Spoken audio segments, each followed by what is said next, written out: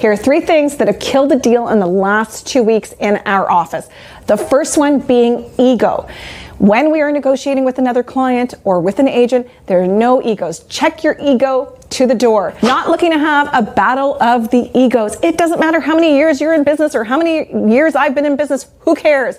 Are we looking to put a deal together? And is this about the best interests of both the seller and a buyer? Then amazing. Let's put our egos aside. This is not about me. This is not about you. This is about the best interests of both clients on either sides to get the deal done. The second thing is approach.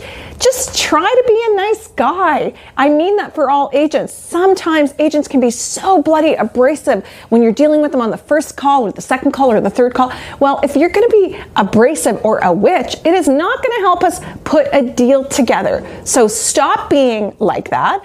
Start being collaborative. This is about putting deals together and working together for a common goal. And I think oftentimes when people see a price on an offer that they don't like, they turn into crazy people instead of focusing on the comparables, focusing on the feedback from the agent, focusing on their past showing history and what the market has been telling them because they've been on the market for 180 plus days.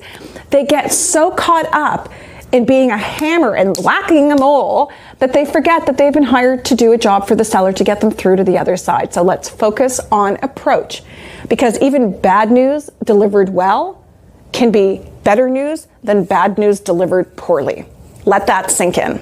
And finally, timing. Timing is so crucial when delivering an offer. Sending an offer to an agent at midnight with an expiry of 9 or 10 o'clock in the morning is not reasonable. So if you're an agent and your client has said, give them a very short window to respond to this offer, not something smart that you want to do in a balanced market unless you know the house is priced grossly under market and there's a really good reason.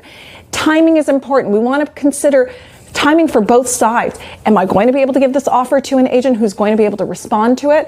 Is their client a senior? Perhaps they need a little bit more time. So timing is a conversation that should be had in fairness with agents on both sides. It is not all about your client. It is about what the other agent on the other side who's going to receive your offer is going to be able to do with your offer. So don't send offers with weird expiry timelines without first having a conversation with an agent. Maybe their people are not in town. Maybe their people go to bed at 9 o'clock because they got to be up and out of the house at 4 a.m. Do you want to write an offer that only dies because of your lack of care? So timing, approach, and ego, all of it really matters for a successful deal.